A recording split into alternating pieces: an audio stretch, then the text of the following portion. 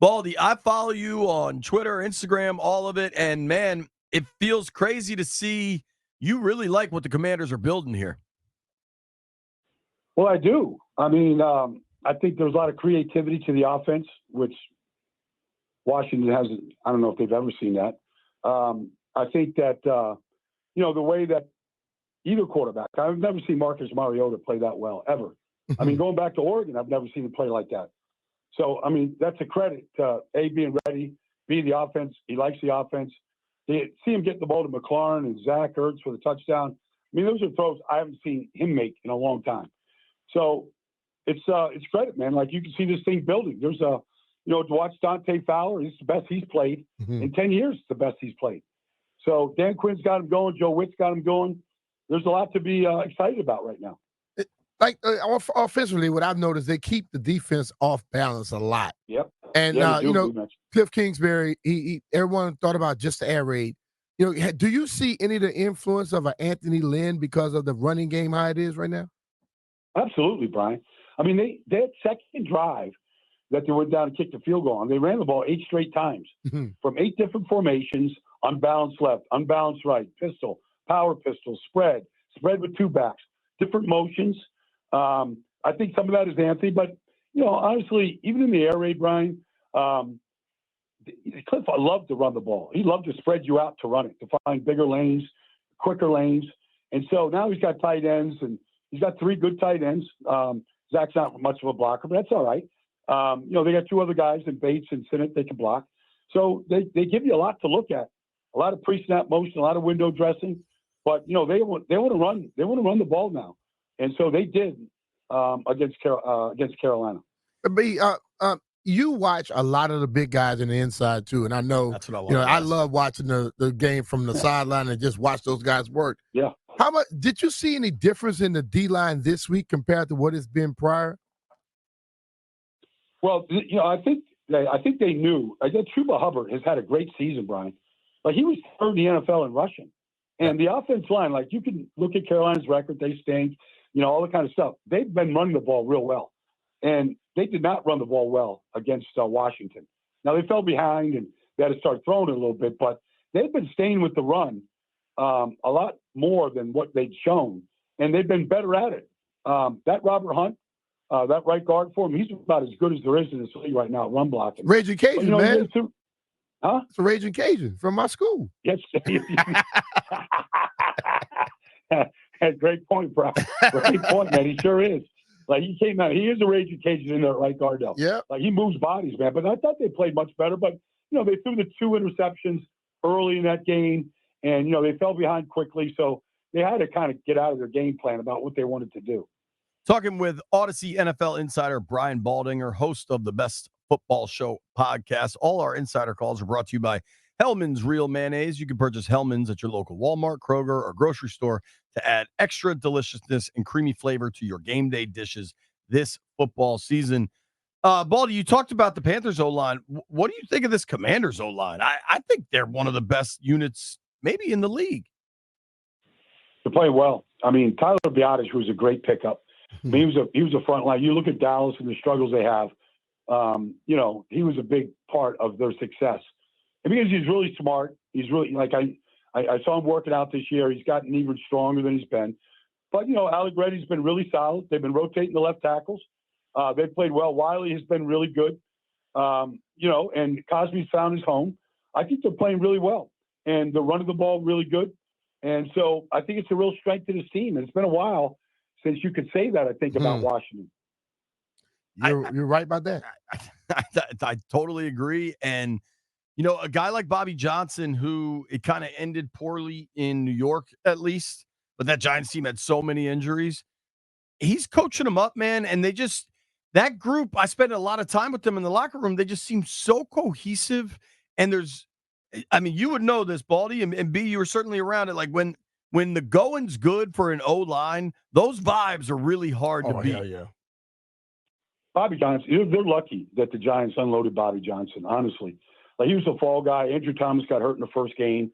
Well, Andrew Thomas got hurt last week, and you watched the Giants just fall apart last week. He was a fall guy. He lost his center in the first game of the season.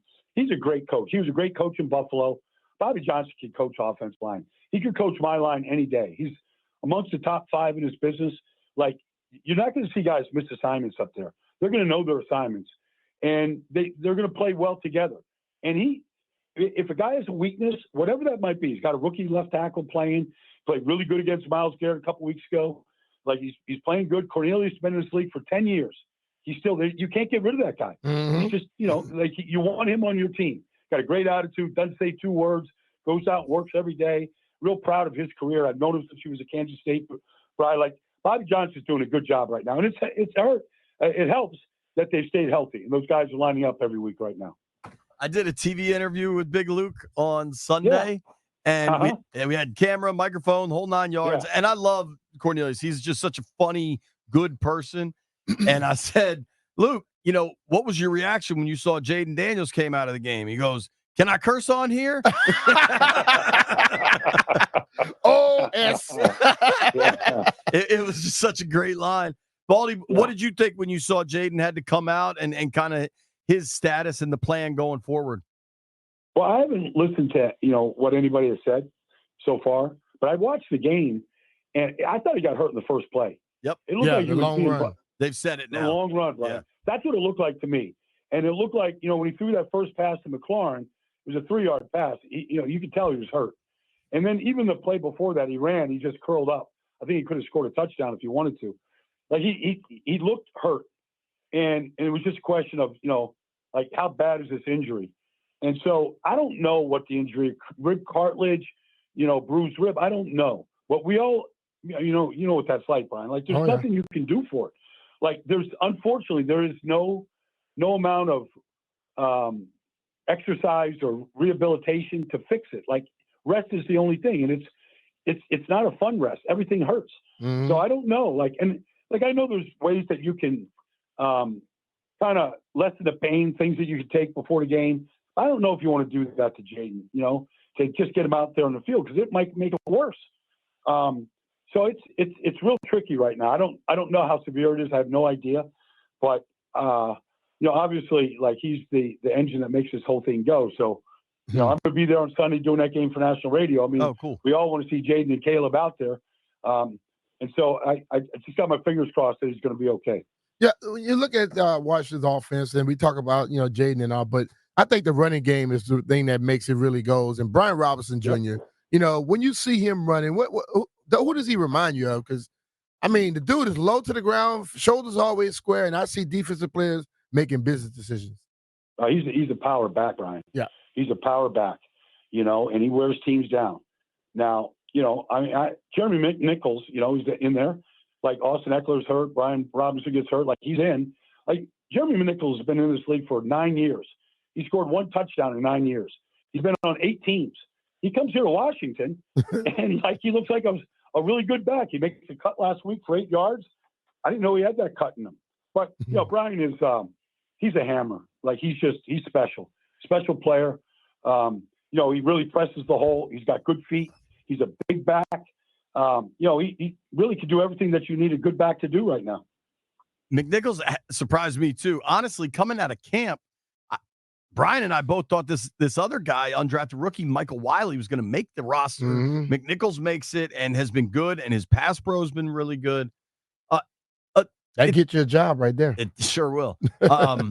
Corners have been. The good thing about that, honestly, is when you get a new staff, like, they don't care where anybody came from. Right. They want the best 53 guys out there. They don't care if he was first-round pick, cut on his 18. They're going to keep the best. That's what I love about what Dan Quinn's doing. Mm-hmm. Like, give me the best players that are out there that for our team and our system, our culture, and we don't care what they've done, where they came from, how they got here. Give me the 53 best guys. I love that about this team. Yeah, I'm with you there, and I think you're seeing it. I'm curious, though, kind of looking ahead, and it's still about 13 days out, I guess, but the conversation around the trade deadline, I guess it's 2 weeks from today, isn't going to go away. Washington's got something, but they're also very early in their process of building between Peters and Quinn and Jaden and everything else. Would you expect them to be active at the trade deadline? Do you think they should? Do you think they should try to build up that secondary? Is there anything you would want them to look at? Well, I don't think they're going to give up a lot of assets at this point. I think I think assets are important to a organization when you're building, and you just don't know. Like who's like, you go out, you draft Brandon Coleman with the third round, and he's starting tackle for you. Like those third round picks, Ben Sinnott is becoming catches his first touchdown pass. Like he's a second round pick. Do you want to give up second or third round picks right now to maybe improve the secondary? I don't know anybody that is going to unload a good corner, in this business right now, or a good safety. But I think San Ristel's been really good. Quan's been fine. Forbes gets his first interception, whatever. I mean, yes, there's areas they could improve for sure. But I just can't see them giving up, assets right now in order to do that. I think when you're looking at the trade deadline, it's very similar to looking at Jaden and his injury right now. Yes, you're closer than what you want to be, but you don't want to push nothing that's going to hurt your future. Yeah. It's like it's going in the right direction. It's good culture. You can feel it.